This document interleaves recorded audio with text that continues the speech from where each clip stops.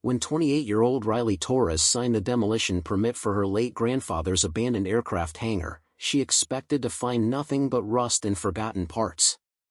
But buried beneath decades of camouflage netting and deliberate concealment sat a fully intact F-4 Phantom fighter jet from the Vietnam War, and locked inside its cockpit was a sealed metal box containing a pilot's final message that would expose a military cover-up, challenge a decorated general's legacy, and force the nation to confront a truth buried for over 50 years.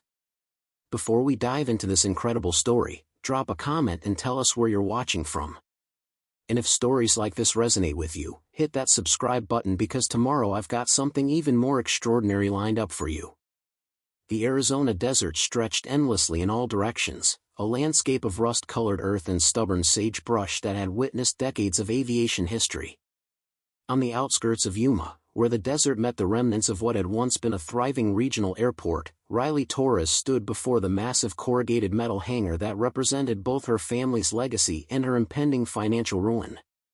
At 28 years old, Riley cut an unlikely figure against the industrial backdrop. Compact and athletic, with dark hair perpetually pulled back in a practical ponytail, her hands bore the calluses and faint scars that marked a life spent working with tools and machinery. She wore her usual uniform, faded jeans, steel-toed boots, and a work shirt with Torres Aviation Services embroidered over the pocket, the stitching now faded from years of desert sun and honest labor.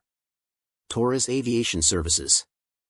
3 generations of aircraft maintenance, repair, and restoration, reduced to a name on a shirt and a stack of final notices from the bank. Riley pulled the sheaf of papers from her truck, scanning them one more time though she'd already memorized every devastating word. Combined business loans, $38,000. Student loan debt from her incomplete mechanical engineering degree, $63,000. Property liens, $22,000. Equipment loans, $17,000. The numbers blurred together into a suffocating total that represented not just money, but the slow strangulation of everything her family had built since 1952. The letter from First Desert Bank, signed by loan officer Gerald Kemper, was clinical in its finality. Pursuant to the terms of your commercial loan agreement, Torres Aviation Services is hereby notified of default. All assets must be liquidated by September 30, 2023, or the property will be subject to foreclosure proceedings. September 30th. 3 weeks away. Riley had spent the last 2 years fighting this moment. After her grandfather Vicente Torres died of a sudden heart attack in 2021, she'd taken over the business with a mixture of determination and desperation. She'd known the finances were shaky, but she hadn't realized how much her abuelo had been holding together through sheer force of will and creative accounting. The pandemic had devastated what remained. Commercial flights grounded, private aviation in free fall, and the steady stream of crop dusters and vintage aircraft enthusiasts that had sustained the business simply evaporated. Riley had burned through her savings, maxed out her credit cards, and even sold her beloved 1967 Mustang, the car her grandfather had helped her restore when she was 16, just to make payroll for the 2 remaining employees she'd eventually had to let go anyway. Now it was just her, alone, facing the reality that some battles couldn't be won through hard work and determination alone. Her phone buzzed. A text from her brother Marcus, stationed with the Air Force in Ramstein, Germany. Any luck with the refinancing? I wish I could help more, sis. Maybe it's time to let it go. Let it go. Easy words when you were 6,000 miles away, building your own career, raising your own family. Marcus had gotten out, made something of himself beyond the family business. He'd been the golden child, the one who went to the Air Force Academy, who wore the uniform with pride. Riley had been the one who stayed, who chose grease under her fingernails over gold bars on her collar. Their mother had made her position clear when she'd moved to Tampa 6 months after the funeral. Riley, mihija, you're drowning trying to save a sinking ship. Your grandfather wouldn't want this for you. Sometimes love means knowing when to walk away. But how do you walk away from the place where you learned who you are? The hangar where your grandfather first put a wrench in your hand at age 7 and said, Mija, an aircraft is just a puzzle. Learn to see the pieces, and you can solve anything. The tarmac where you took your first solo flight at 16 in a restored Cessna 172. The office where 3 generations of Torres family photos line the walls, a visual history of dreams built on aviation fuel and stubborn pride. Riley shoved the phone back in her pocket without responding and turned her attention to the structure before her. The main hangar, where she'd spent countless hours working on aircraft, was already empty, its contents sold off piece by piece over the past year. But this structure, Hangar B, as her grandfather had always called it, had been sealed since 1975. She'd been only months old when Vicente Torres had abruptly closed this section of the facility and never spoken of it again. Family legend was vague and contradictory. Her mother remembered something about a business partnership that had gone bad. Her uncle Roberto, who'd died in a car accident in the 90s, had once mentioned that Vicente had a falling out with a military contractor. Marcus had heard it was related to some kind of legal dispute over aircraft parts. The details had died with Vicente, and the massive structure had sat undisturbed for nearly 50 years. The property appraiser had been blunt: the hangar itself has value, sure. But we're talking environmental surveys, potential hazardous materials remediation, asbestos abatement, demolition costs. Unless there's something valuable inside, and I doubt there is after almost 50 years, you're looking at this as a net cost, not an asset. Riley's attorney, Susan Delgado, had laid it out with mathematical precision: the hangar property could sell for maybe $400,000 to a developer. But between demolition costs, environmental cleanup, which is legally required before any sale, and the existing debt structure, you'd clear maybe $50,000 after everything's settled. Enough to start over somewhere else, but not enough to save the business or keep this property. $50,000. The price of 3 generations of dreams, measured in the cold arithmetic of bankruptcy. As Riley approached the hangar, she noticed details that had escaped her attention during previous visits. The building was massive, easily 15,000 square feet, but unlike the main facility, which showed the weathering of decades, this structure seemed oddly maintained. The metal panels were sun-faded and the paint was long gone, but there was no visible rust damage despite the harsh desert climate. The seals around the doors looked deliberate, almost excessive for a supposedly abandoned building. Heavy chains crisscrossed the main entrance, secured with not 1 but 3 industrial padlocks. A faded sign warned, "Private property and no trespassing, authorized personnel only." The lettering was military-style stenciling, not the usual commercial signage her grandfather used elsewhere on the property. Riley examined the ventilation system running along the roofline. For a supposedly sealed building, it looked surprisingly functional. The protective covers were intact, and when she climbed onto a maintenance box to inspect one closer, she noticed the mesh screens inside were clean, not choked with 50 years of dust and debris. Someone had been maintaining this place. Her grandfather had been maintaining it, even while claiming it was permanently closed. The key the attorney had given her was unlike any other key on the Torres property. Heavy, brass, with an intricate pattern that spoke of serious security. It fit the largest padlock smoothly, though the mechanism resisted, stiff from years without use. The second and third locks yielded more easily, as if they'd been opened and closed more recently. With the chains removed, Riley grabbed the handle of the massive sliding door and pulled. She expected resistance, decades of rust and settled tracks. Instead, the door moved smoothly, rails gliding with barely a sound. Recently greased, she realized. Within the last few years, someone, her grandfather, had maintained this building's functionality while keeping its existence a secret. As the door slid open, sunlight flooded into the darkness, illuminating dust motes that danced in the air like tiny stars. Riley's eyes needed a moment to adjust, her brain even longer to process what she was seeing. The hangar wasn't empty. Not even close.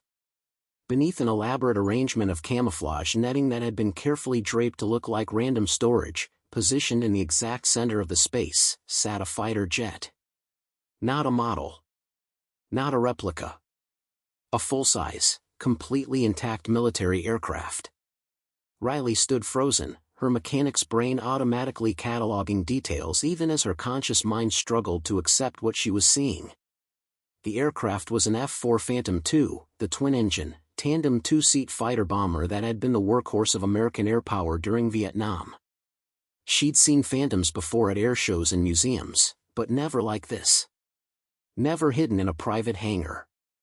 Never looking this complete, this maintained, this deliberately concealed. She approached slowly, her boots echoing on the concrete floor. The camouflage netting had been arranged with military precision, creating the illusion of random storage while actually protecting the aircraft from environmental exposure. Beneath the netting, additional coverings protected the canopy, engines, and various access panels. The jet bore faded U.S. Air Force markings. The paint was worn but intact, the original camouflage pattern of greens and browns still visible. On the tail, partially obscured by dust, she could make out the number, 67-0301. A quick mental calculation told her this aircraft had been manufactured in 1967, making it one of the earlier F-4E models. Riley had grown up around aircraft. Her earliest memories involved the smell of aviation fuel and the sound of piston engines. She'd learned to identify aircraft types before she'd learned to read. She knew the history of American aviation the way some kids knew baseball statistics. But finding a complete, intact military fighter jet hidden in her grandfather's sealed hangar was like discovering a submarine in your basement. As she circled the aircraft, her professional assessment grew more incredulous.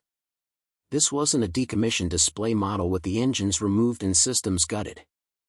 This wasn't a parts donor cannibalized for components. This was a complete, functional aircraft that had been preserved with extraordinary care. The landing gear was fully intact, properly inflated. The tires showed minimal weathering despite their age. The engine intakes were covered with protective screens to prevent debris intrusion. Various access panels bore tags with dates and notations in her grandfather's handwriting, inspection records maintaining the aircraft in what appeared to be flight-ready condition.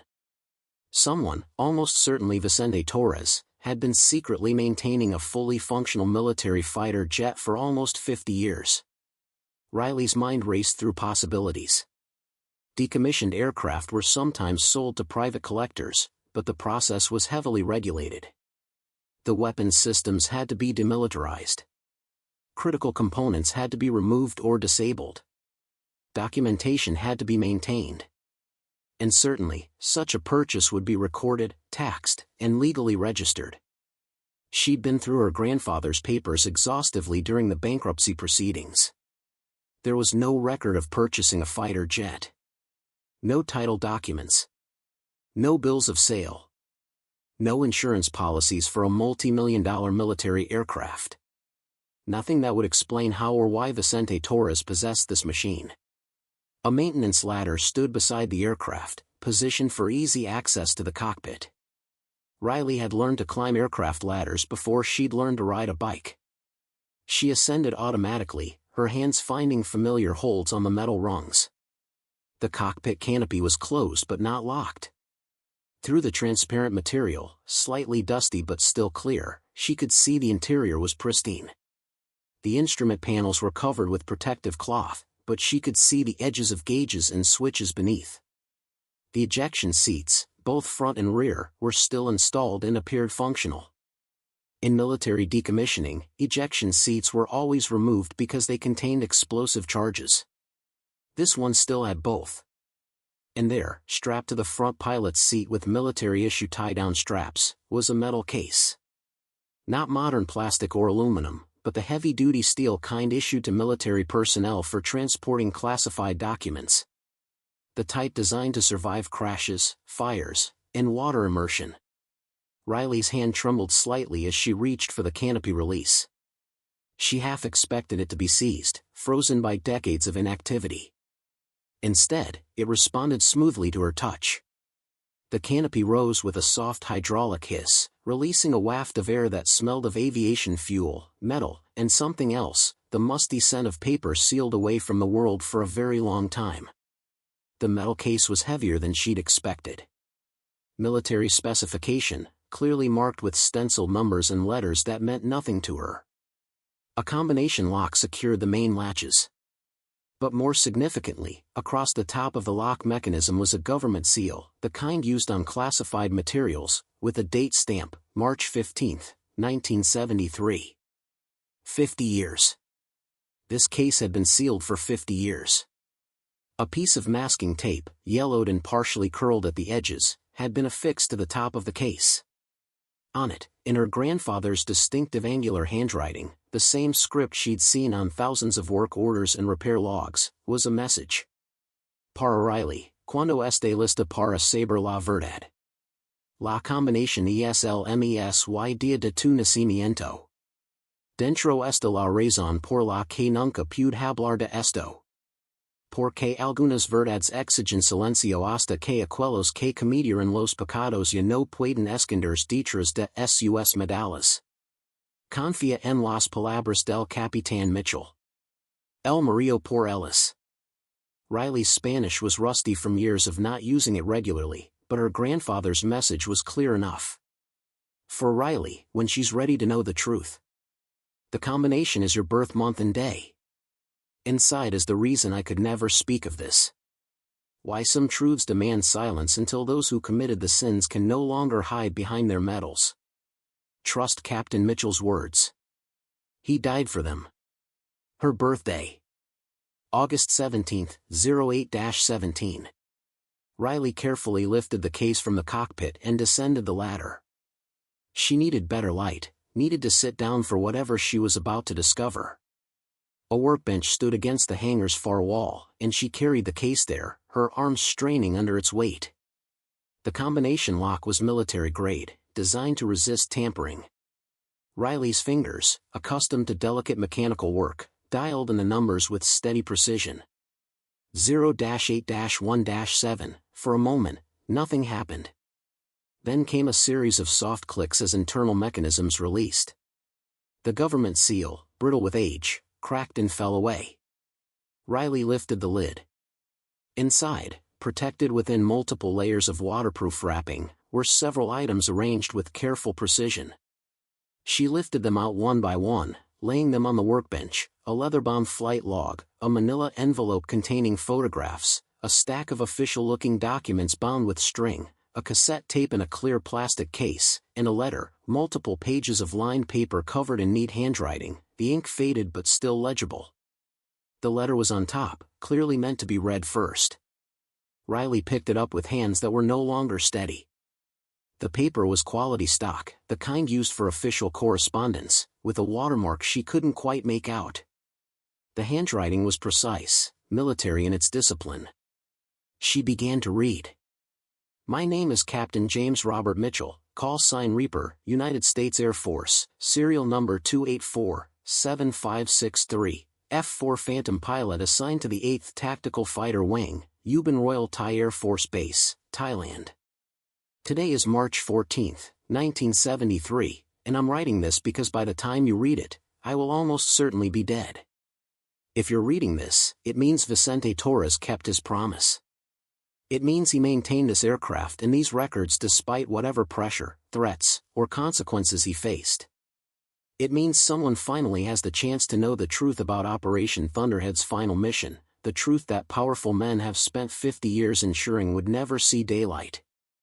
What I'm about to tell you will challenge everything you've been taught about heroes, honor, duty, and the price of following illegal orders.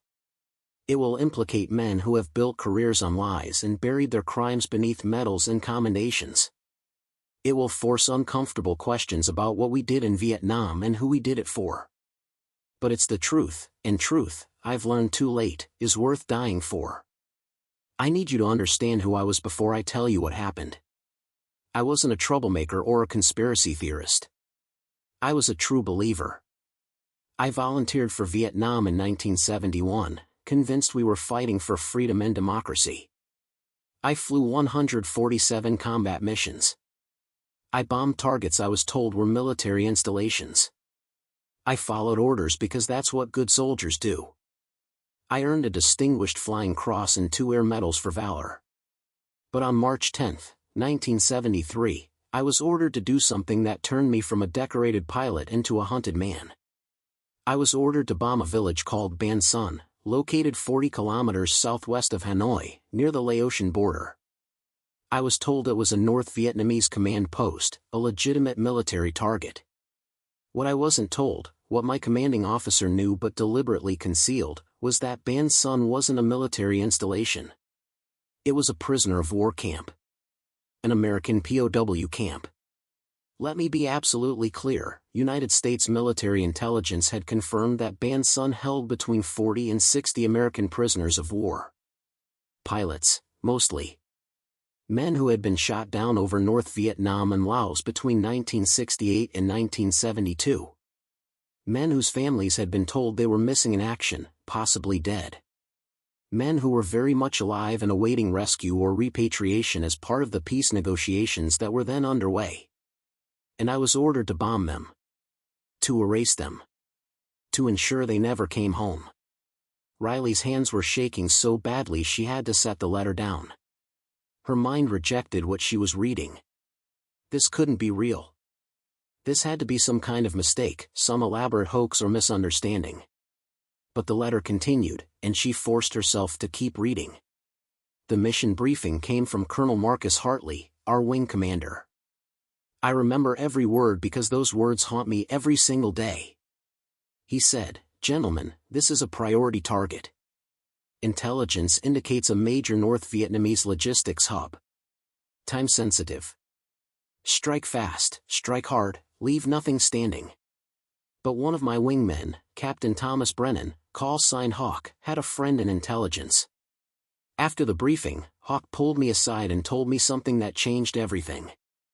The real intelligence report, the one Colonel Hartley had seen but didn't share with us, clearly identified Ban Son as a POW camp. It included reconnaissance photos showing American prisoners in the compound yard. It included radio intercepts of the prisoners being discussed by North Vietnamese commanders.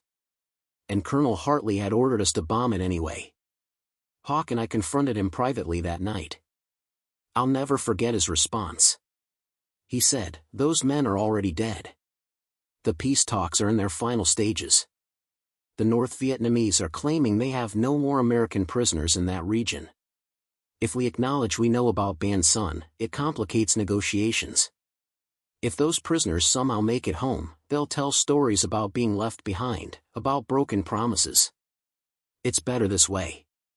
It's cleaner. Better. Cleaner. As if murder could be either of those things." Hawk asked him directly, "Sir, are you ordering us to bomb American prisoners of war?"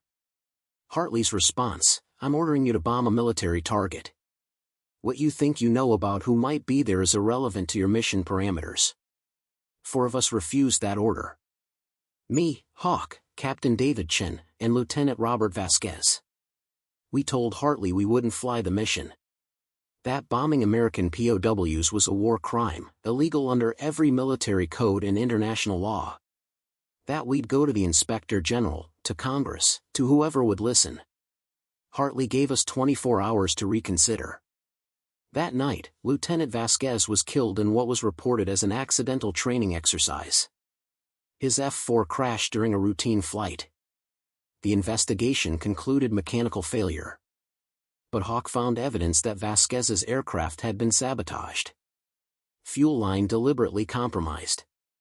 The message was clear, shut up or die. The next morning, Chen disappeared. Gone from his quarters, no note, no explanation. Officially, he was declared AWOL. I learned years later, through sources I won't name, that Chen had been arrested by military police on fabricated charges and held in isolation until the mission was complete. That left just Hawk and me. And that's when Vicente Torres became part of this story. Torres was a civilian contractor, maintaining the aircraft on our base. He'd become a friend, as much as civilian contractors and pilots could be friends in a war zone. He was former Air Force himself, a mechanic who'd done 2 tours in Korea before going private. He knew aircraft inside and out, and more importantly, he knew the difference between right and wrong. I told Torres everything. I was desperate, scared, and out of options. I needed someone outside the military chain of command to know what was happening, in case Hawk and I both ended up like Vasquez. Torres came up with a plan. A crazy plan, but the only one we had. There was an F-4 Phantom at the base undergoing major maintenance. The aircraft I'm writing to you from right now. Torres was authorized to do a test flight after completing the repairs. What he actually did was prepare this aircraft for a very different kind of flight. On the morning of March 11, 1973, the day the Ban Sun mission was scheduled, Hawk and I were supposed to be part of a 4-ship strike package. But we never made it to our assigned aircraft. Torres had arranged for a maintenance emergency that required both our designated jets to be pulled from the flight line. While the mission briefing was happening, Torres and I took this F-4 up on what was officially logged as a maintenance test flight. Except we didn't stay in the test pattern. We flew straight to Ban Sun, faster than the strike package, following a different route. What we found there confirmed our worst fears. The compound was clearly a prison camp. We could see the prisoners from the air, 53 American servicemen in a rectangular yard, their faces turned up toward the sound of jet engines. They must have thought we were coming to rescue them. Instead, we were coming to give them a chance to survive. I made 3 low passes, firing my cannon into the fence lines and guard towers. Not to kill the prisoners, but to create chaos, to force the North Vietnamese guards to scatter, to give those men a chance to run. Hawk followed and a second F-4 Torres had gotten airborne through another maintenance priority. We strafed the northern perimeter, creating an exit route. Did it work? I don't know. The official strike package arrived less than 10 minutes after we left.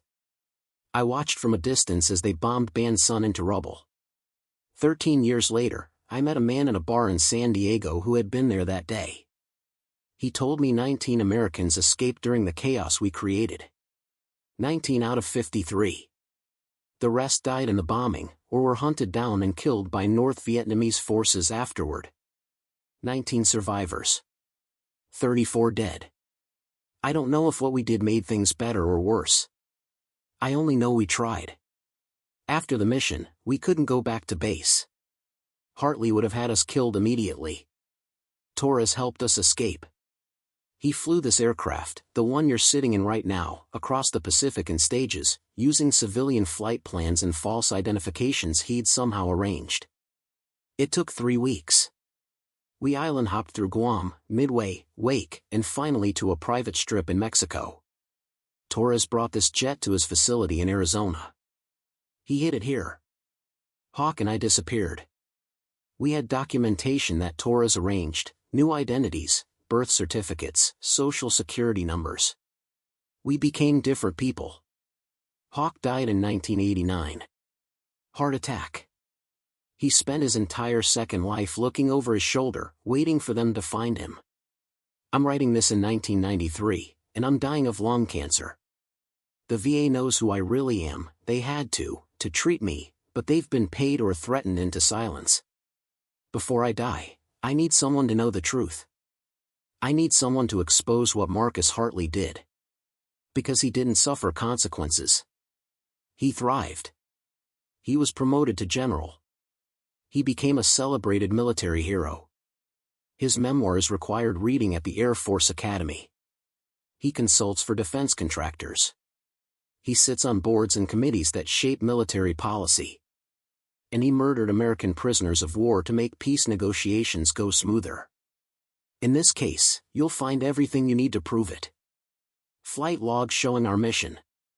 Photographs of the reconnaissance that identified Ban Sun as a POW camp. Audio recordings from the briefing where Hartley gave his orders. Testimony from survivors, recorded in secret.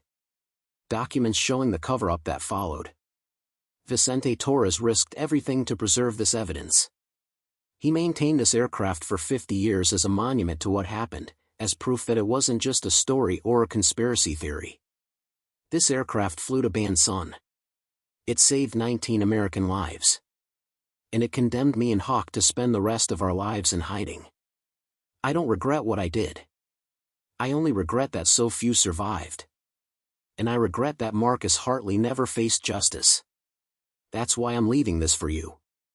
Whoever you are, reading this years after my death, you have the power to finish what I started. You have the evidence to expose the truth. You have the chance to honor the 34 American prisoners who died in a bombing ordered by their own commander. Don't let their deaths be buried forever beneath lies and medals. Captain James Robert Mitchell. Call sign, Reaper. March 14, 1993. Inch. Riley sat in the silent hangar, the letter resting on the workbench before her, her entire understanding of her family's history fragmenting and reforming. Her grandfather, quiet, humble Vicente Torres, who taught her to fix planes and never talked about his past, had been a hero who helped pilots defy illegal orders and expose a war crime. He'd hidden a fighter jet for 50 years, maintained it, preserved evidence of military cover-up, and never told anyone. And now, 20 years after Captain Mitchell's death, 30 years after her grandfather made his promise, 50 years after the banned Sun mission, the truth sat in Riley's hands. She looked at the other items from the case. The flight log would show the missions. The photographs would show the POW camp. The documents would show the cover-up. The cassette tape probably contained the recorded briefing or survivor testimony. And Colonel Marcus Hartley, now General Marcus Hartley, Ret, the decorated Vietnam veteran whose face adorned book covers and whose voice was sought by news programs as an expert on military ethics, had ordered American prisoners of war to be bombed to death. Riley's phone buzzed again. A text from her attorney: need to finalize demolition contracts by Friday. Can you confirm you want to proceed with Hangar B? Hangar B. Where the truth had been hidden for 50 years. Where a fighter jet and a dead pilot's testimony waited for someone brave enough to expose them to the light. Riley looked at the F-4 Phantom sitting in the shadows, this machine that had saved lives and destroyed the futures of the men who flew it. She thought about her grandfather, working alone in this hangar for decades, never speaking of what he knew, waiting for the right moment that never came in his lifetime. That moment was now. And Riley Torres, struggling mechanic facing bankruptcy and demolition, had just become the keeper of a truth that would challenge a general's legacy and force America to confront what had been done in the name of peace. She picked up her phone and opened the contacts. Not her attorney. Not her family. She scrolled to a name she'd saved months ago and never used: Alexandra Winters, investigative journalist for the National Reporter, who had left her card after interviewing Riley about the history of Torres Aviation for a story on family businesses facing extinction. Riley typed carefully, Ms. Winters, this is Riley Torres from Torres Aviation. I need to speak with you about a story. It involves a Vietnam War cover-up, a war crime, and a general who's about to receive the Presidential Medal of Freedom. Can we meet? It's urgent. As she pressed send, Riley looked around the hangar one more time. Everything she'd planned to demolish, everything she'd been ready to walk away from, had just become the most important place in her life. The truth was here. Captain Mitchell had died protecting it. Her grandfather had spent 50 years preserving it. And now it belonged to Riley, along with the choice of what to do with it. She didn't know if exposing it would save her business or cost her everything. She didn't know if anyone would believe her or if the military would find ways to suppress it. She only knew that some discoveries demanded action, not silence. The fighter jet waited in the shadows. The documents waited in their case. And somewhere in Washington, D.C., General Marcus Hartley was preparing to receive a medal for a lifetime of service that had begun with ordering the murder of American prisoners of war. Riley Torres, who 3 hours ago had been ready to demolish this hangar and walk away from her family's legacy, was now the only person standing between that truth and permanent burial.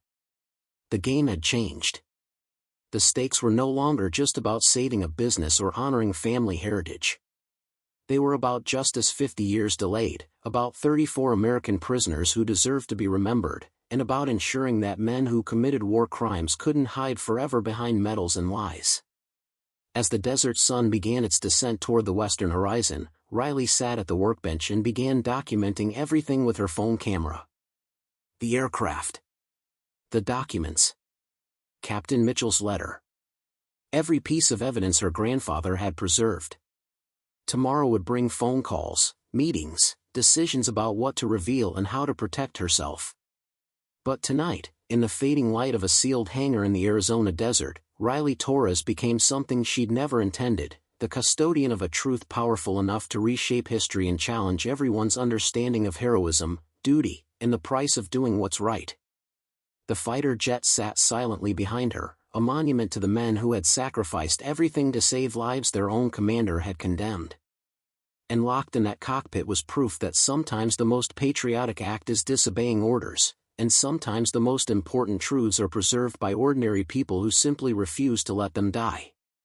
Riley's phone lit up with a response from Alexandra Winters. "I can be there in 4 hours. Don't talk to anyone else. And whatever you do, don't let anyone know you have this until we've documented everything." "This sounds big, Riley. Really big." Big didn't begin to cover it. Riley looked at the letter one more time, Captain Mitchell's words written 3 decades ago, preserved for this exact moment. Don't let their deaths be buried forever beneath lies and medals. She wouldn't. She couldn't. Whatever came next, whatever consequences followed, Riley Torres knew she'd found something more valuable than a business or property or financial security. She'd found a truth that demanded to be told, and she'd be damned if she let it stay buried for even one more day. Alexandra Winters arrived exactly 4 hours later, just as the desert darkness had settled completely over Torres Aviation. Riley had spent those hours methodically photographing every document, every page of Captain Mitchell's letter, every angle of the F-4 Phantom. Her phone's memory was nearly full by the time headlights swept across the hangar entrance. The woman who emerged from the silver Honda Accord didn't match Riley's mental image of an investigative journalist. Alexandra Winters was in her mid-40s, dressed in jeans and a practical blazer, her graying hair pulled back in a no-nonsense ponytail. She carried 2 large equipment cases and moved with the efficient purpose of someone who'd done this many times before. "Riley Torres?" she asked, extending her hand. "Alex Winters. Show me everything. No small talk. No explanation of credentials or process. Just straight to business." Riley appreciated that. She led Alex into the hangar, flipping on the industrial lights she'd positioned around the F-4 Phantom. The journalist stopped dead, her professional composure cracking for just a moment. "Holy hell," Alex whispered. "That's a real fighter jet.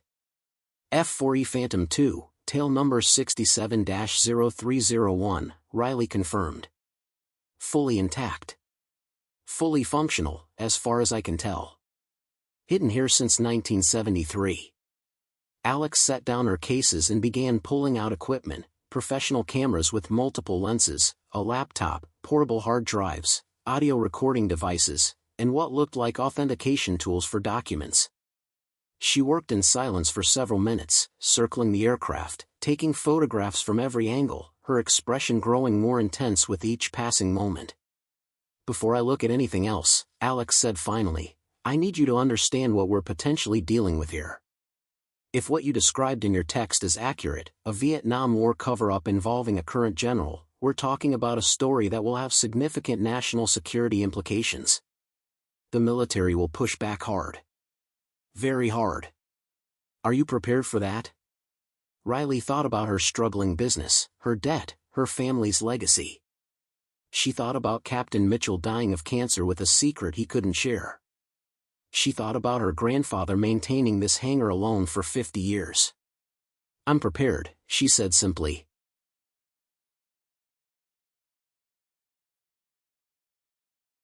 Alex studied her for a long moment, then nodded. "Show me the documents."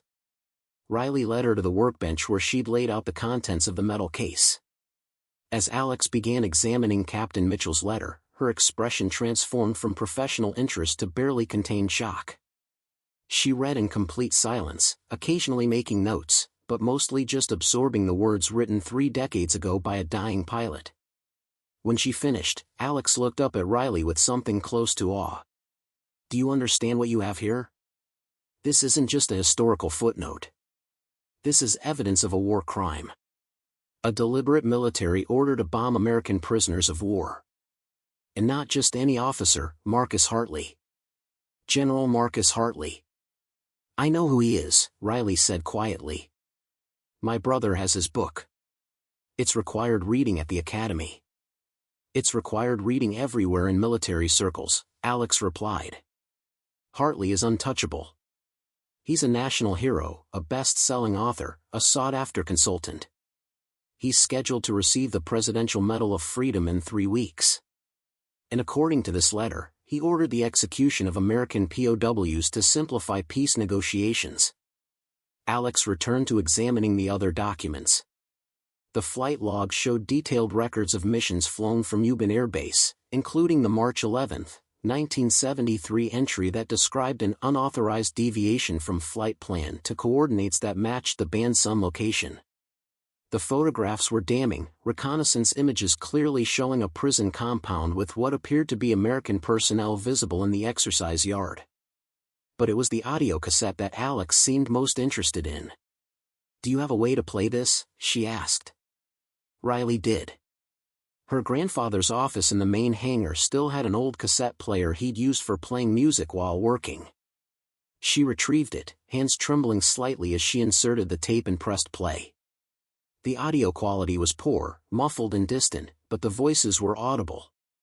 The tape began mid-conversation, someone apparently having activated a recording device partway through a briefing.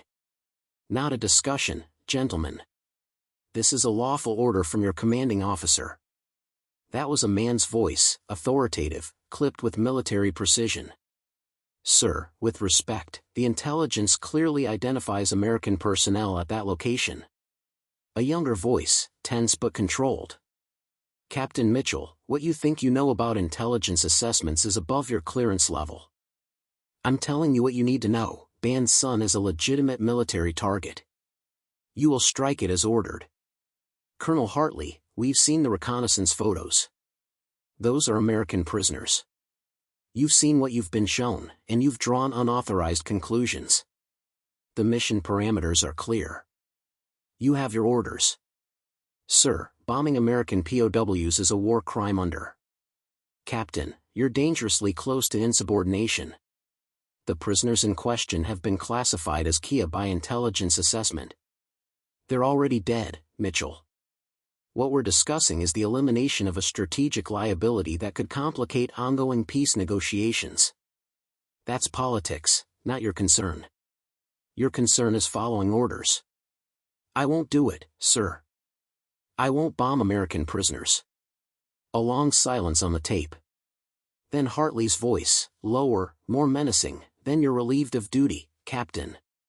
All 4 of you. Report to my office at 0600 tomorrow to discuss the consequences of refusing a direct order in a combat zone." Dismissed. The recording ended with sounds of footsteps and a door closing. Riley and Alex sat in stunned silence.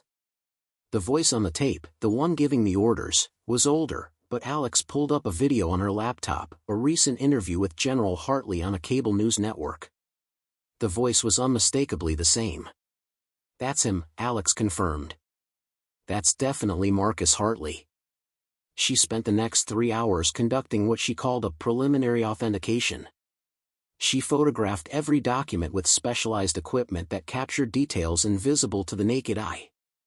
She examined the paper stock, the typewriter fonts, the military stamps and seals. She cross-referenced the tail number of the F-4 Phantom against official records, finding that aircraft 67-0301 had been reported as destroyed in a training accident in March 1973 at Yuma Air Base. "Convenient," Alex muttered. Destroy the evidence by claiming the aircraft itself was destroyed. But the aircraft wasn't destroyed. It was sitting in a hangar in Arizona, maintained for 50 years by a civilian contractor who'd helped 2 pilots defy illegal orders and expose a cover-up. As the night wore on, Alex made phone calls to sources Riley couldn't hear clearly. She spoke in careful terms, never revealing specific details, but clearly gauging interest and potential support. Finally, around 2 a.m., she turned to Riley with an exhausted but determined expression. "Here's what needs to happen," Alex said. "First, we need to secure this evidence. I'm going to arrange for a legal document preservation specialist to come here tomorrow and create certified copies of everything. We need redundant backups stored in multiple secure locations. Second, we need to authenticate the aircraft itself. I have a contact who's a retired Air Force colonel and aircraft historian. He can verify that this is genuinely the aircraft it claims to be and not some elaborate hoax. Third, and this is crucial, we need to find survivors. Captain Mitchell mentions that 19 Americans escaped Ban Sun before the bombing. If any of them are still alive, their testimony would be invaluable. Riley nodded, trying to process the enormity of what she'd set in motion. How long will all this take? Weeks, maybe months for the full investigation, Alex admitted. But here's the thing, we don't have months. Hartley receives the Presidential Medal of Freedom on October 20th. 3 weeks from now. If we're going to expose this, we need to do it before that ceremony happens. Once he receives that medal, it becomes infinitely harder to challenge his record. So what do we do? Alex looked at the F-4 Phantom, at the documents spread across the workbench, at Riley's determined face. We work fast. I'll bring in my team, researchers, fact-checkers, additional investigators. We'll verify everything Captain Mitchell claimed. We'll find those survivors. And we'll build a story so airtight that not even the Department of Defense can suppress it. What about me? Riley asked. What's my role in this? You're the keeper of the evidence, Alex replied. This is your property, your inheritance, your family's legacy. Everything we do goes through you. But Riley, I need you to understand something. Once this story breaks, your life changes forever. You'll be famous, certainly. But you'll also be targeted. The military will investigate you. Hartley's supporters will attack your credibility. Your family will be scrutinized. Are you absolutely certain you want to do this? Riley thought about her grandfather, working alone in this hangar for 50 years, carrying a secret that could have destroyed him. She thought about Captain Mitchell, living under an assumed identity, dying without seeing justice. She thought about 34 American prisoners who'd died in a bombing ordered by their own commander. I'm certain, she said. Over the next 2 weeks, Torres Aviation was transformed into an investigative command center.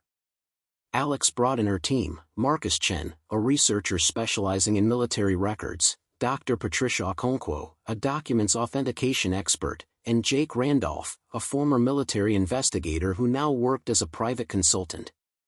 They worked around the clock, verifying every detail of Captain Mitchell's account.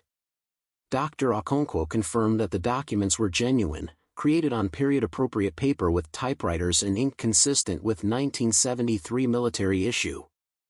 Marcus Chen uncovered official records showing that 4 pilots, Mitchell, Brennan, Chen, and Vasquez, had been listed as either dead, AWOL, or transferred under suspicious circumstances in March 1973.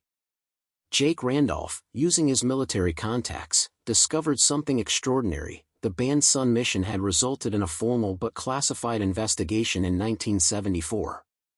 A junior intelligence officer had filed a report questioning the bombing of a known POW location. The investigation had been shut down by order of someone high up in the chain of command, and the intelligence officer had been reassigned to a desk job in Alaska for the remainder of his career. That intelligence officer, now 76 years old and retired in Oregon, was named Walter Pembroke. When Jake contacted him, Pembroke initially refused to talk. But when Jake mentioned Ban Sun and Captain Mitchell, there was a long silence on the phone. I've been waiting 50 years for someone to ask me about that, Pembroke said finally. I'll tell you everything. Riley sat in on the video call as Pembroke described what he'd discovered in 1973. As a young lieutenant assigned to intelligence analysis, he'd been the one who'd created the reconnaissance report on Ban Sun. The compound was clearly a POW camp. The prisoners were clearly Americans. And he'd been ordered to reclassify his report to remove any mention of American personnel. I refused at first, Pembroke said, his elderly face lined with decades of guilt. My commanding officer told me it was a matter of national security. That the peace negotiations were at a critical stage. That acknowledging we knew about prisoners in that location would give the North Vietnamese leverage. What changed your mind? Alex asked. They showed me orders signed by someone I couldn't refuse, Pembroke replied. Someone high enough up that questioning meant the end of my career. So I changed the report. I reclassified Ban Sun as a military installation. And then I watched as it was bombed. Do you remember who signed those orders? Riley asked quietly. Pembroke nodded slowly. Colonel Marcus Hartley. He was a rising star back then. Everyone said he was destined for general. And he was willing to do whatever it took to get there, including sacrificing American prisoners. The team recorded Pembroke's full testimony, 3 hours of detailed recollections about the cover-up, the investigation he'd tried to launch, and the subsequent suppression of all evidence. It was devastating testimony from a credible source who had nothing to gain and everything to lose by coming forward. But the real breakthrough came when Marcus Chen, working through military casualty records and cross-referencing with Captain Mitchell's estimated time frame, identified 12 men who had been reported as dying in combat-related incidents in March 1973 near the Laotian border. 12 men whose deaths occurred within days of the Ban Sun bombing.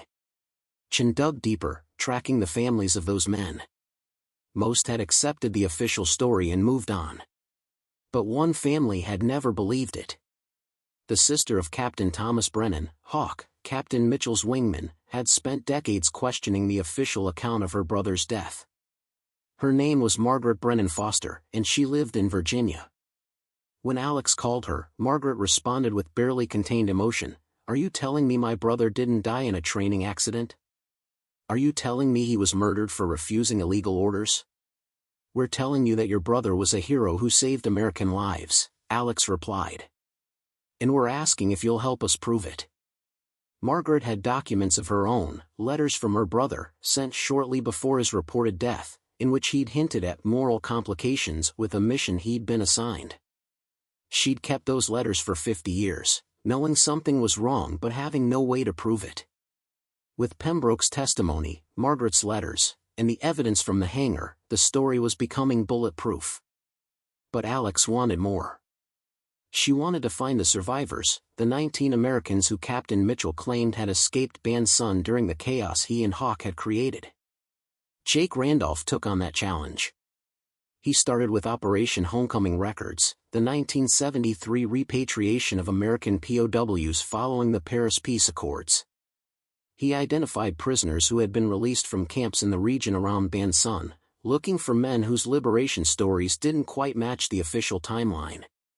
He found three men whose debriefing reports contained discrepancies, mentions of escaping during an air raid or fleeing after an attack on the compound. 3 men who had never publicly discussed their experiences because they'd been told their liberation circumstances were classified. 1 was dead. 1 had severe dementia and couldn't provide reliable testimony. But the third, a former Navy pilot named Robert Kowalski, was 79 years old, living in Montana, and his mind was sharp. When Jake explained why he was calling, there was a long pause. Then Kowalski said, "Someone finally wants to know what really happened that day." Riley flew to Montana with Alex and Jake to interview Kowalski in person. They met him at his ranch outside Billings, a sprawling property where he'd raised horses for the past 40 years. He was tall even in his late 70s, his face weathered but his eyes alert. They sat in his living room, and Kowalski began to speak. "March 11, 1973, he said. "I'll never forget that date. We'd been at Ban Sun for 7 months. 23 of us in a compound about 40 miles southwest of Hanoi. We knew the peace talks were happening. We thought we were going home soon. That morning, we heard jets. 2 F-4 Phantoms came in low, lower than any aircraft we'd seen before. They started shooting, but not at us, at the guard towers, the fence lines. Creating chaos. We didn't understand what was happening at first. Then the guards scattered, and we realized this was our chance. 19 of us made it out during that first attack. We ran into the jungle, scattered in all directions. 10 minutes later, more jets came. Official strike package. They bombed everything. Leveled the entire compound." Kowalski's voice cracked slightly. "We found out later that 34 men didn't make it out. Some were killed in the bombing. Others were hunted down by NVA troops in the following days. But 19 of us survived because 2 pilots disobeyed orders and gave us a chance.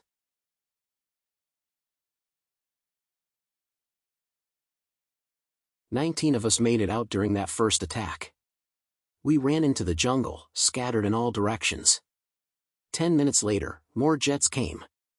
Official strike package. They bombed everything. Leveled the entire compound." Kowalski's voice cracked slightly. "We found out later that 34 men didn't make it out. Some were killed in the bombing. Others were hunted down by NVA troops in the following days. But 19 of us survived because 2 pilots disobeyed orders and gave us a chance." "Did you ever learn who those pilots were?" Alex asked. "Never officially," Kowalski replied. "But years later, I was at a veterans event in San Diego. I met a guy who'd been a crew chief at Yuma. He'd had too much to drink, started talking about a pilot named Mitchell and another named Brennan who'd gone rogue, tried to save prisoners from a bombing their own command had ordered. I tried to follow up, but the guy disappeared. Never saw him again." "Why didn't you ever come forward?" Riley asked gently. Kowalski looked at her with tired eyes. "Because I was debriefed by military intelligence when I got home. I was told in very clear terms that discussing the circumstances of my escape was classified. That I'd face prosecution under national security laws if I ever spoke about it. I'd just spent years as a POW. I wanted to come home, see my family, have a life. So I kept quiet." "But you're willing to talk now?" Alex asked. "I'm 79 years old," Kowalski said simply. "What are they going to do to me? And more importantly, those 2 pilots saved my life. If you're telling me there's finally a chance to honor what they did and expose the bastard who ordered us to be killed, then yes, I'll talk. I'll testify. I'll do whatever it takes." They recorded Kowalski's full account, for hours of testimony that confirmed every detail of Captain Mitchell's letter. When they finished, Kowalski walked them to their rental car. He looked at Riley with particular intensity. "Your grandfather was Vicente Torres, wasn't he?" he asked. Riley froze. "How did you know that?" "The crew chief in San Diego, the one who told me about Mitchell and Brennan, he mentioned a civilian contractor named Torres who'd helped them escape. I never forgot that name. When your investigator called and said the evidence was at Torres Aviation, I put it together." Kowalski extended his hand. "Thank your grandfather for me. He saved my life too." On the flight back to Arizona, Alex began outlining the story structure. "We have everything we need," she said, reviewing her notes. Mitchell's first-hand account. Pembroke's testimony about the intelligence cover-up. Kowalski's confirmation of the events. Margaret's letters from her brother. The aircraft itself as physical evidence. Official records showing the cover-up. "When do we publish?" Riley asked. "We don't publish yet," Alex replied. "We need one more thing. We need to confront Hartley directly, give him a chance to respond to the allegations. It's journalistic ethics, but it's also strategic. His response will tell us how hard they're going to push back." "You're going to contact a general and accuse him of war crimes?" Jake asked incredulously. "Not me," Alex said, looking at Riley. "We are. Together. And we're going to record every word." The confrontation was arranged for the following week. Through his publisher's public relations team, they requested an interview with General Hartley for a story about Vietnam War controversies. To their surprise, Hartley agreed immediately. His PR representative suggested his home in McLean, Virginia, apparently confident that whatever questions they had could be easily deflected. Riley, Alex, and Jake flew to Washington, D.C. They brought hidden recording devices, backup documentation, and a carefully prepared list of questions designed to elicit specific responses. They also brought Riley's complete authenticated evidence set, secured in a briefcase and ready to present if necessary. General Marcus Hartley's home was exactly what Riley expected, a stately colonial in an exclusive neighborhood, the kind of house that spoke of wealth, influence, and establishment power. Hartley himself answered the door, and Riley's first impression was of a man who projected authority effortlessly. He was in his mid-70s but looked younger, his posture military straight, his handshake firm. "Ms. Winters, Ms. Torres, Mr. Randolph," he greeted them warmly. "Come in, please. I'm always happy to discuss my service, especially with serious journalists." They settled in his study, a room lined with military memorabilia, photographs with presidents and generals, and prominently displayed awards including the Distinguished Service Medal and Silver Star. His memoir, Duty Above All, occupied an entire shelf in multiple editions and languages. Alex began with softball questions, establishing rapport, discussing Hartley's early career and his Vietnam service. Hartley was charming, eloquent, clearly experienced with media interviews. He spoke with pride about his time commanding the 8th Tactical Fighter Wing at Yuma. Then Alex shifted gears. "General, I want to ask you about a specific incident in March 1973. A bombing mission to a location called Ban Son, near the Laotian border." For just a fraction of a second, Hartley's expression changed. Then his professional mask returned. "I don't recall that specific target. We flew hundreds of missions. Unless you have more details?" "We have very specific details," Riley said, opening the briefcase and withdrawing Captain Mitchell's letter. "We have a first-hand account from one of your pilots, Captain James Mitchell, describing how you ordered him to bomb a location you knew contained American prisoners of war." Hartley's face went completely neutral. "That's an extraordinary accusation. Do you have any idea how serious it is to allege that an American officer ordered an attack on American personnel?" "We do," Alex replied. "Which is why we've spent 2 weeks authenticating every detail. We have the reconnaissance report identifying Ban Son as a POW camp. We have audio recordings of you ordering the mission despite knowing American prisoners were there. We have testimony from the intelligence officer you ordered to falsify his report. And we have testimony from a survivor, a man who escaped that camp because 2 pilots disobeyed your orders." The temperature in the room seemed to drop. Hartley stood slowly, his charm evaporating. "I don't know what game you're playing, but I strongly suggest you reconsider publishing any story based on these alleged documents. You're talking about classified military operations.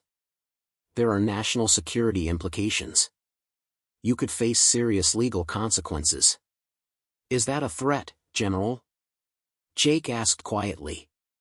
"It's a reality check," Hartley shot back. "You have no idea what you're dealing with. Operations conducted during wartime involve complex strategic considerations that civilians can't possibly understand. Decisions that seem controversial in hindsight were necessary at the time." "Bombing American POWs was necessary?" Riley asked, her voice harder than she'd intended.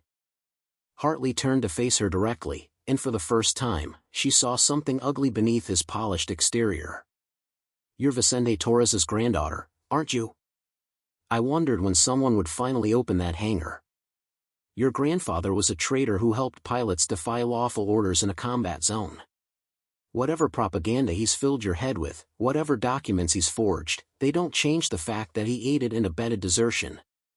So you admit you knew about the aircraft?" Alex pressed. Hartley realized his mistake immediately. "This interview is over. I'll have my attorneys contact you. And Ms. Torres, I suggest you very carefully consider your next moves. That property of yours is facing foreclosure, isn't it? Bankruptcy proceedings are public record. It would be unfortunate if your financial troubles were compounded by legal action over possession of stolen military property." "The aircraft was never stolen," Riley replied, standing to match his stance. "It was saved. Preserved as evidence of what you did. And now the whole world is going to know." They left without another word.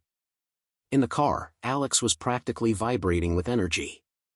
"Did you get all that?" she asked Jake. He patted his jacket pocket where a recording device was hidden. "Every word. Including his admission that he knew about the hangar and the aircraft.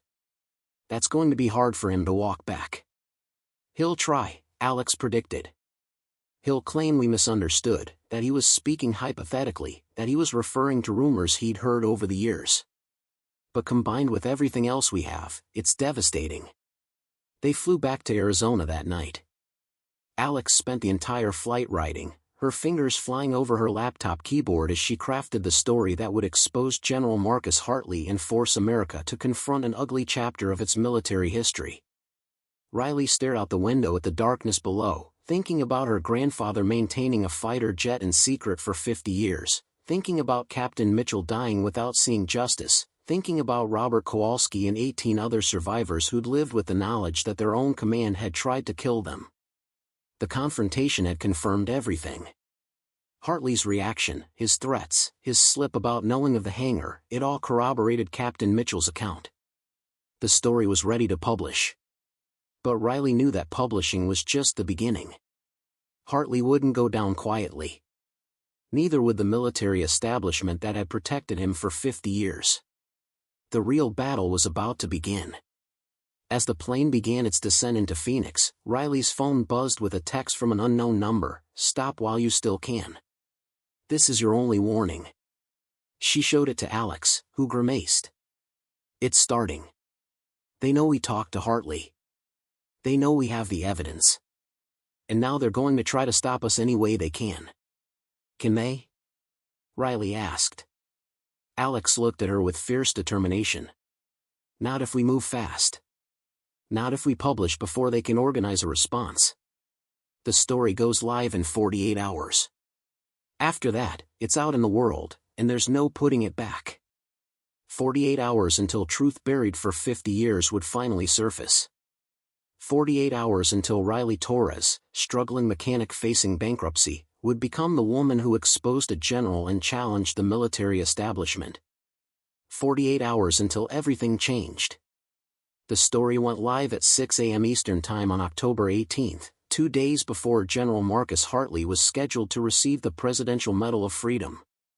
Alexandra Winters had titled it simply, "The Banned Son Cover-Up, How a Decorated General Ordered the Bombing of American POWs." Riley was in the hangar when it published, her laptop open on the workbench beside the F-4 Phantom that had started everything. She refreshed the page and watched as the article appeared on the National Reporter's homepage, accompanied by a photograph of the fighter jet and a scanned image of Captain Mitchell's handwritten letter. Within minutes, her phone began exploding with notifications. Text messages, emails, calls from numbers she didn't recognize. Alex had warned her this would happen, but the sheer volume was overwhelming. The article was comprehensive, methodically laying out the evidence. Captain Mitchell's first-hand account. The audio recording of Hartley giving illegal orders. Walter Pembroke's testimony about the intelligence cover-up. Robert Kowalski's survivor account. Margaret Brennan Foster's letters from her brother. The authenticated documents, the reconnaissance photos, the flight logs. And crucially, excerpts from their interview with Hartley, including his slip about knowing of the hangar and his threats. Alex had structured it perfectly, anticipating every possible counterargument. She'd included statements from 3 independent military historians confirming that bombing known POW locations constituted a war crime. She'd obtained official casualty records showing the 34 Americans who'd died at or shortly after Ban Son. She'd even tracked down families of other victims, many of whom had spent decades questioning the official stories of how their loved ones died. By 7 a.m., the story was trending on social media. By 8 a.m., major news networks were covering it. By 9 a.m., the Department of Defense had issued a terse statement, "We are aware of the allegations published this morning. The department takes all claims regarding historical military operations seriously and will conduct a thorough review." Riley's phone rang. It was Marcus, her brother, calling from Germany. His voice was strained when she answered. "Riley, what the hell did you do?" he demanded. "Do you have any idea what's happening? The entire chain of command is in chaos. Hartley's memoir is required reading at the academy. Half the generals in the Air Force served under him at some point. And you just accused him of war crimes?" "I didn't accuse him of anything," Riley replied steadily. "I presented evidence. There's a difference. Evidence that you've been hiding in grandfather's hangar? A fighter jet that was never registered or documented. Riley, they're saying you're in possession of stolen military property. They're saying grandfather was a co-conspirator in desertion. They're talking about prosecuting you. Let them try, Riley said. Everything I have is authenticated. Everything I've done is legal. And Marcus, those 34 men who died at Ban Sun, they deserve justice. Even if it's 50 years late. There was a long silence. Then Marcus spoke more quietly. Did you read the whole article? The part about grandfather? Riley had. Alex had included a section about Vicente Torres, the civilian contractor who'd helped 2 pilots defy illegal orders and had preserved the evidence for 50 years. She'd portrayed him as a hero, a man of conscience who'd sacrificed his own peace of mind to ensure the truth would eventually surface. He was a hero, Marcus, Riley said. He kept his secret his entire life to protect Captain Mitchell and to preserve evidence that could expose what Hartley did. That took courage. It also destroyed his relationship with our father, Marcus replied. Did you ever wonder why Dad and Grandfather stopped speaking? Why there was always this tension in the family? It was because of this. Because Grandfather was maintaining that hangar, keeping that aircraft, and Dad thought he was crazy, thought he was obsessed with conspiracy theories that were going to get the family in trouble. Riley hadn't known that. Her father had died when she was 23, and he'd never fully explained the estrangement from Vicente. But it made sense now. Her father had been trying to protect the family from exactly what was happening now. Maybe he was right to be afraid, Marcus continued. Maybe Grandfather should have let this go. Because now you're in the crosshairs, Riley. Now they're going to come after you with everything they have. I know, Riley said. But I couldn't let it stay buried. Not after reading Captain Mitchell's letter. Not after meeting Robert Kowalski and hearing how those pilots saved his life. Some things are more important than safety. After Marcus hung up, Riley sat in the quiet hangar, watching the sunlight stream through the open doors and illuminate the F-4 Phantom. The aircraft that had saved lives. The aircraft that had condemned its pilots to decades of hiding. The aircraft that was now at the center of a national controversy that was growing more intense by the hour. Her laptop chimed with a video call from Alex. The journalist looked exhausted but energized. Have you seen the response? She asked. I can barely keep up with it, Riley admitted. It's bigger than I expected, Alex said. The presidential medal ceremony has been postponed pending investigation. 3 senators have called for congressional hearings. Veterans organizations are split, some are defending Hartley, others are demanding accountability. And Riley, we're getting calls for more survivors. Not just from Ban Sun, but from other incidents. People who've kept silent for decades are coming forward now. What about Hartley? Riley asked. He released a statement an hour ago through his attorney. He's denying everything, claiming the documents are fabricated, that the audio is doctored, that the witnesses are unreliable. He's threatening to sue us for defamation. Can he win? Not a chance, Alex said confidently. We have too much evidence, too many independent witnesses. But he's going to fight, and he has resources. The legal battle could take years. That afternoon, Riley received an unexpected visitor. A black SUV pulled up to the hangar, and 2 people emerged, a woman in a business suit carrying a briefcase, and an older man in a naval uniform with admiral's stars on his shoulders. The woman introduced herself as Commander Patricia Vasquez from the Department of Defense Office of the Inspector General. The admiral was Theodore Jameson, former Judge Advocate General of the Navy and current chair of the Senate Armed Services Committee. Ms. Torres, Commander Vasquez began, we're here to discuss the F-4 Phantom aircraft and associated materials currently in your possession. Riley's stomach tightened. This was it, the moment where the military tried to seize the evidence and shut everything down.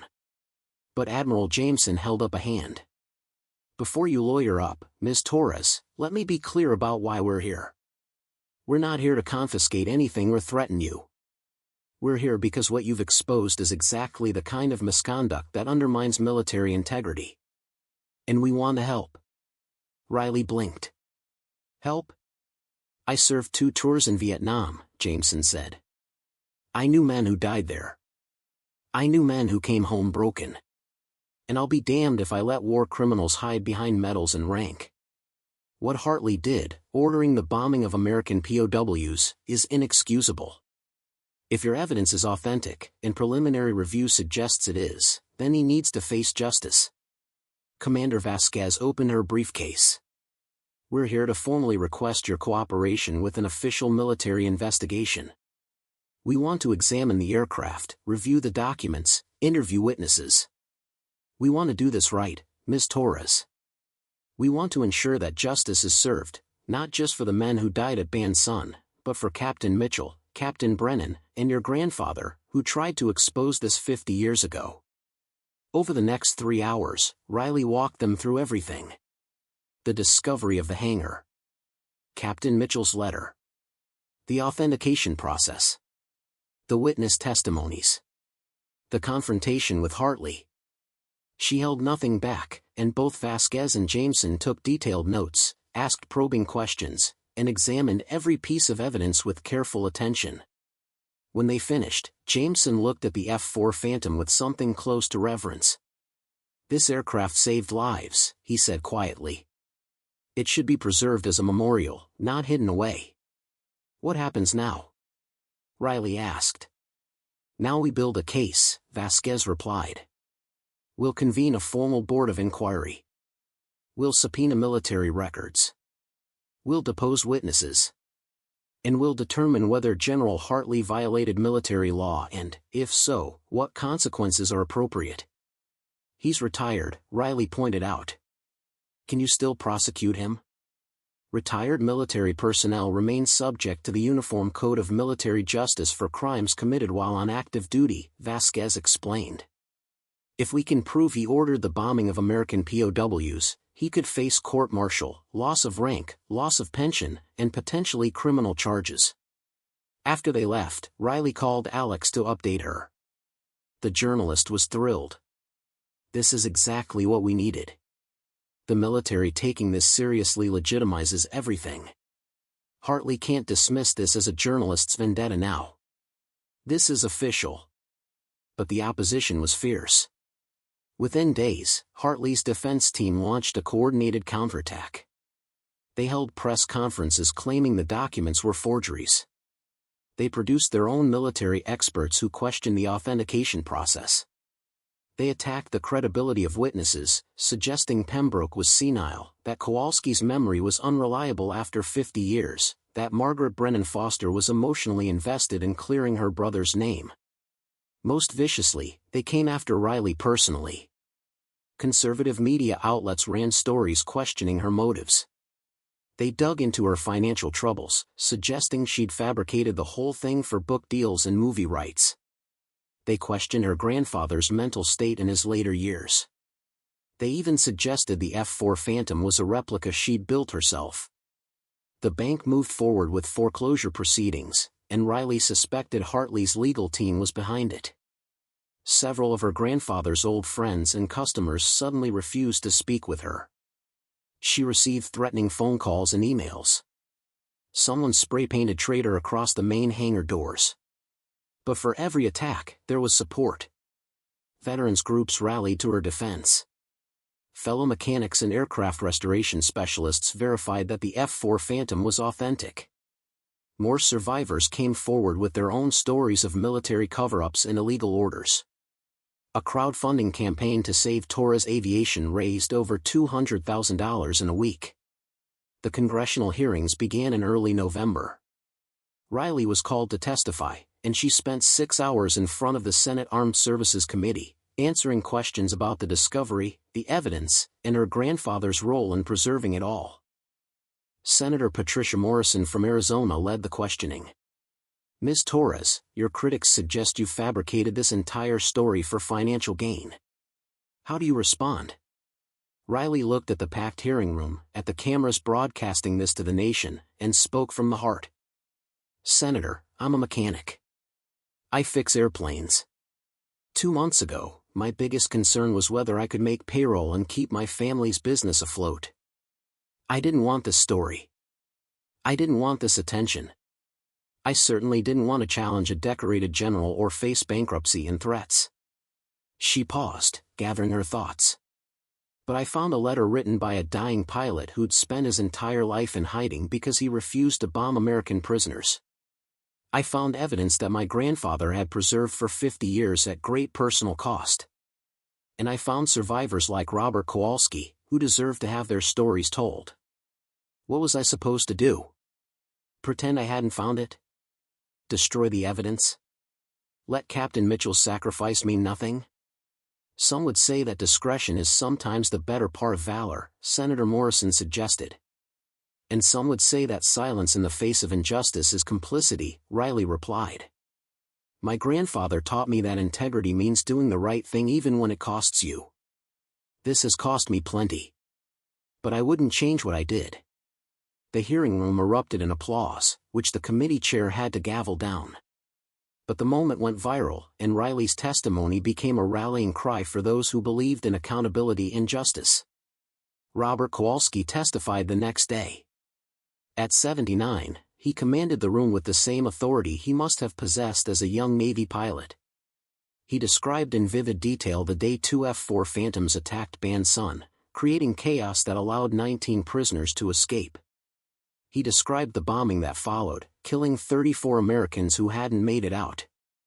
And he looked directly at the camera when he said, "General Hartley ordered us to be killed. I'm alive today because 2 pilots disobeyed that order. They're the heroes. He's the war criminal." Walter Pembroke testified about the intelligence cover-up. Margaret Brennan Foster read letters from her brother describing the moral crisis he faced. Expert witnesses authenticated the documents, the audio recordings, the aircraft itself. And through it all, General Marcus Hartley sat stone-faced, his attorney objecting at every opportunity, his supporters in the gallery growing quieter and more uncertain with each piece of evidence presented. The Military Board of Inquiry concluded in December. Their findings were unambiguous. General Marcus Hartley had, while serving as colonel, ordered an airstrike on a location he knew contained American prisoners of war. He had attempted to cover up this action by pressuring intelligence personnel to falsify reports. He had ordered or facilitated the elimination of witnesses who refused to comply with illegal orders. And he had maintained this cover-up for 50 years through intimidation, threats, and manipulation of military records. The board recommended court-martial, reduction in rank to the lowest enlisted grade, forfeiture of all military pension and benefits, and referral to the Department of Justice for potential criminal prosecution. In January, General Marcus Hartley was formally arrested. His home was raided, and investigators found additional documents he'd kept as insurance, including more evidence of the Ban Sun cover-up and references to other incidents where he'd ordered illegal actions. The case prosecutors were building grew stronger by the day. The court-martial began in March. Riley attended every day, sitting in the gallery with Robert Kowalski, Margaret Brennan Foster, Walter Pembroke, and families of the men who'd died at Ban Sun. The trial lasted 6 weeks and featured testimony from dozens of witnesses, including several of Hartley's former subordinates who finally felt safe enough to describe the climate of fear and intimidation he'd maintained. The verdict came on a warm April afternoon. Guilty on all counts. Marcus Hartley, the decorated general, the best-selling author, the celebrated military strategist, was reduced in rank to private and sentenced to 15 years in military prison. His pension was revoked. His memoir was pulled from publication. His name was removed from the buildings and scholarships that had honored him. Riley watched as he was led away in handcuffs, his expression still defiant, still refusing to acknowledge any wrongdoing. But it didn't matter what he believed. Justice had finally been served. After the trial, Riley stood outside the courthouse with Alex, Jake, and the survivors and family members who'd fought for this moment. Robert Kowalski put his arm around her shoulders. "Your grandfather would be proud," he said quietly. So would Captain Mitchell. The crowdfunding campaign had saved Torres Aviation. More than saved it, the publicity had brought new business, new opportunities. Aircraft enthusiasts wanted to visit the hangar where the story began. film production companies wanted to make documentaries. Museums wanted to display the F-4 Phantom. Riley decided to keep the aircraft at Torres Aviation, but to open the hangar as a memorial and educational center. The Mitchell Brennan Memorial Hangar opened in June, featuring the F-4 Phantom, the documents from Captain Mitchell's case, and exhibits about military accountability and the importance of refusing illegal orders. The night before the grand opening, Riley stood alone in the hangar, looking at the fighter jet that had changed her life. She thought about her grandfather, maintaining this aircraft in secret for 50 years. She thought about Captain Mitchell, dying without seeing justice but trusting that someone would finish what he started. She thought about the 34 Americans who'd died at Ban Son, and the 19 who'd survived. She thought about the choice she'd made, to expose the truth rather than stay silent, to risk everything rather than let history stay buried. Her phone buzzed. A text from Marcus: "Watched the verdict. You were right. Grandfather would be proud. I'm proud of you too." Another text, from her mother in Florida: "Mi hija valiente. Your father would understand now why Vicente kept his secrets. Some truths are worth the cost." Riley walked to the workbench where she'd first opened Captain Mitchell's case and read his letter. She'd framed that letter now, and it hung on the wall beside the cockpit where it had been hidden for decades. Don't let their deaths be buried forever beneath lies and medals. She hadn't. She'd honored Captain Mitchell's final wish. She'd honored her grandfather's 50 years of silent guardianship. She'd given voice to survivors who'd been forced into silence. And she'd proven that even 50 years later, even against decorated generals and military bureaucracy, truth could still prevail. The hangar lights reflected off the F-4 Phantom's polished metal surface. Tomorrow, hundreds of people would visit, would learn the story, would understand that integrity sometimes demands sacrifice.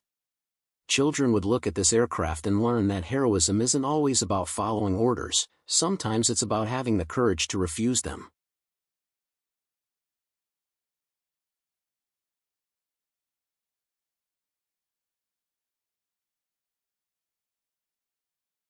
Riley touched the aircraft's nose cone one more time, feeling the cool metal beneath her palm. This machine had saved lives. It had preserved truth. And now it would teach future generations about the cost of silence and the power of speaking up. Torres Aviation was no longer just a repair shop. It was a memorial. A testament. A reminder that ordinary people, a mechanic, a civilian contractor, a dying pilot, could challenge the powerful and win, if they had courage and evidence and the refusal to let truth stay buried. As Riley locked the hangar and headed home, the desert night was clear and full of stars. Somewhere out there, she imagined, Captain James Mitchell and her grandfather Vicente Torres were finally at rest, their duty fulfilled, their secret revealed, their sacrifice honored. The truth had taken 50 years to surface. But it had surfaced. And nothing, not generals, not bureaucracy, not time itself, could bury it again. Justice, delayed but not denied, had finally been served. Preparing and narrating this story took us a lot of time. If you enjoyed it, please subscribe to our channel, it means everything to us. And remember, some truths are worth fighting for, no matter how long they've been buried. Up next, you've got 2 more incredible stories right on your screen. If this one moved you, you won't want to miss these. Just click and dive in.